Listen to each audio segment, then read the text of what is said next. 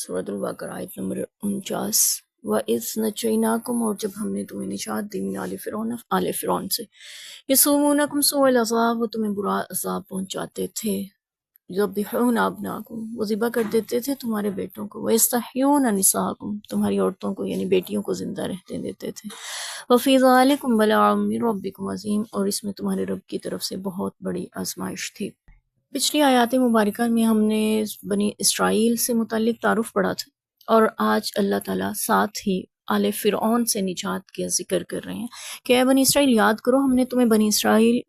آل فرعون سے بھی نجات دی تھی۔ بنی اسرائیل کو اللہ تعالیٰ مخاطب کر کے ان کے اوپر کیے جانے والی فضیلتوں کے بعد اس احسان کا ذکر کر رہے ہیں جو کہ آل فرعون سے نجات کی صورت میں اللہ نے عطا کی۔ آل فرعون سے کیا مراد ہے؟ فرعون کسے کہتے ہیں؟ فرعون مصر کے بادشاہ کا لقب ہوتا تھا، جو بھی بادشاہ آتا تھا اس کا لقب، جیسے ایران کے بادشاہ کسرا اور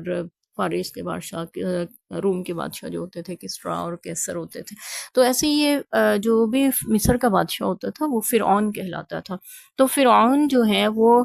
اس دور میں، جو موسیٰ علیہ السلام کے دور میں، جب موسیٰ علیہ السلام پیدا ہوئے، اس دور میں اس فرعون نے یہ قانون نکالا تھا، اور وہ بھی اپنے نجومیوں کی کہنے پہ کہ ایک لڑکا پیدا ہوگا بنی اسرائیل میں جو تمہاری حکومت کے لیے خطرہ ثابت ہوگا، تو اس نے یہ چاہا کہ وہ بچہ پیدا نہ ہو، اور اس کے لیے جتنے بھی لڑکے پیدا ہوتے تھے ان کو قتل کروا دیتا تھا۔ پھر اللہ تعالیٰ نے حضرت موسیٰ علیہ السلام کو کیسے بچایا، انشاءاللہ اس کا قصہ بھی ہم آگے چل کے پڑھیں گے۔ یہاں پہ اللہ تعالیٰ نے اسی قتل کا ذکر کرتے ہوئے فرمایا، اور یہ بھی ذکر ملتا ہے قرآن پاک میں کہ اس نے یعنی فرعون نے 2 بار ایسا کیا کہ بنی اسرائیل کے بچوں کو قتل کروایا۔ مصر میں 2 بڑی قومیں آباد تھیں، ایک بنی اسرائیل اور دوسری فرعونی قبطی کہلاتے تھے، اور بنی اسرائیل سبت ہفتے کے دن کو ماننے والے، یعنی یہود ہفتے کے دن عبادت کرتے ہیں، ان کے لیے ہفتے کا دن اللہ نے مقرر فرمایا، یعنی انہوں نے اللہ سے یہ مانگ کے لیا ہفتے کا دن عبادت کے لیے، تو اس لیے اسی نسبت سے وہ سبتی کہلائے۔ اب سبتی قوم جو تھی ان کو غلام بنا رکھا تھا فرعونیوں نے، قبطیوں نے، تو قبطی جو تھے وہ ان سے دنیا کے سارے کام لیتے تھے، غلامی کی زندگی بسر کروا رہے تھے بنی اسرائیل کو، جو کہ سبتی کہلاتے تھے۔ تو جب انہیں یہ پتا چلا کہ ایک ایسا لڑکا پیدا ہونے والا ہے جو کہ اس کی حکومت کے لیے خطرہ ہے، تو فرعون نے حکم دیا جو بھی لڑکا پیدا اس کو قتل کر دیا جائے۔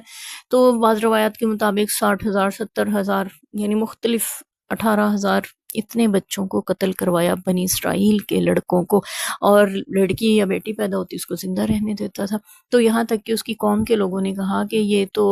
پھر ان کے نسل آگے نہیں بڑھے گی، یعنی مرد ان کے ختم ہو جائیں گے، تو ہمارے غلامی کون کرے گا؟ ایسا کرو کہ 1 سال قتل کر دیا کرو، 1 سال زندہ رہنے دیا کرو، یعنی قیاس کروا لیتے ہیں، وہ زائچے وغیرہ بنوا کے انہوں نے حساب لگایا کہ اس سال میں پیدا ہونے کا خطرہ ہے، اس میں نہیں ہے، اس میں ہے، اس میں نہیں ہے، تو اس طرح انہوں نے یہ متعین کر لیا کہ 1 سال میں وہ جو بچے پیدا لڑکے ہوتے تھے ان کو قتل کرواتا تھا، اور جس سال میں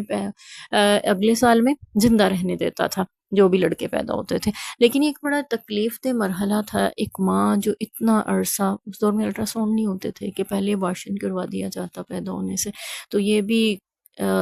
جرم عظیم کبیرہ گناہ ہے، اس پہ بھی ہم بات کریں گے انشاءاللہ جہاں پہ یہ مضمون آئے گا۔ تو فرعون جو ہے وہ بچے پیدا ہونے کے بعد قتل کرتا تھا، ایک ماں 9 ماہ 8 ماہ اپنے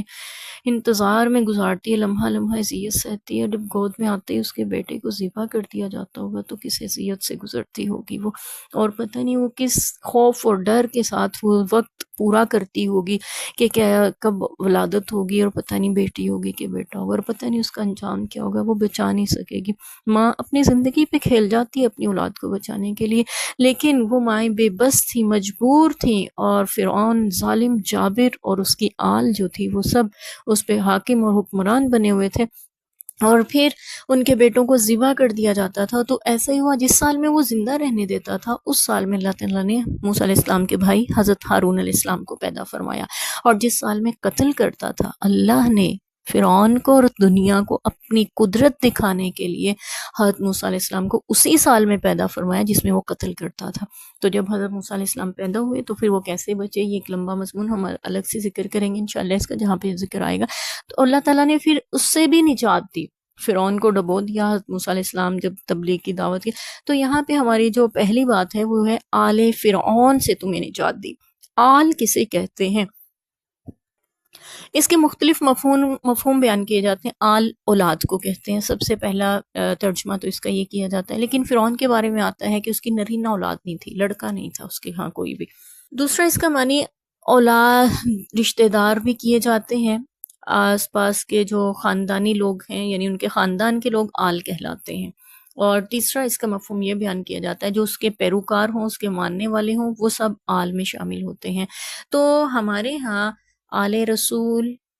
نبی پاک صلی اللہ علیہ وسلم کی آل کے لیے بولا جاتا ہے، وہ آپ کی اولاد کے لیے مختص اور خاص ہے، اس میں آپ کے ماننے والے شامل نہیں ہیں. ہاں اگر مختلف معنوں اور مفہوم کو دیکھا جائے یعنی آل سے مراد وہ متقی اور پرہیزگار لوگ شامل ہیں اس میں جو آپ صلی اللہ علیہ وسلم کی امت میں سے ہیں، تو وہ بھی اس میں شامل ہیں، جو ایسا کہ ہم درود ابراہیمی میں بھی پڑھتے ہیں اللہم صلی علی محمد، اور پھر آل محمد اور آل ابراہیم دونوں پر درود بھیجتے ہیں. تو آل کے مختلف مفہوم مختلف معنی نکلتے ہیں. لے فرعون کے یہاں پہ آل سے مراد اولاد نہیں ہے، اس کے گھر والے اور اس کے ماننے والے اور اس کے پیروکار یہ سارے شامل ہیں. لیکن نبی پاک صلی اللہ علیہ وسلم کے لیے جب آل کا لفظ بولا جاتا ہے تو وہاں پہ آپ صلی اللہ علیہ وسلم کی آل سے مراد آپ کی اولاد ہے، اور اس سے مراد یہ بھی ہے کہ حضرت فاطمہ زہرا رضی اللہ عنہ کی اولاد، یعنی اس میں آتے ہیں حضرت علی رضی اللہ عنہ، حضرت عقیل اور جعفر جو حضرت علی رضی اللہ عنہ کے بھائی ہیں، یہ آل رسول میں شامل ہیں. اور حضرت جعفر بھی، عقیل بھی، حضرت علی رضی اللہ عنہ، حضرت عباس رضی اللہ عنہ بھی، اور ان کی اولاد بھی اس میں شامل ہے. ان پہ صدقہ حرام ہے، اور نبی پاک صلی اللہ علیہ وسلم کی نسبت کی وجہ سے صحابہ کرام اور آل رسول اہل بیت بھی کہلاتے ہیں. آل رسول جو ہیں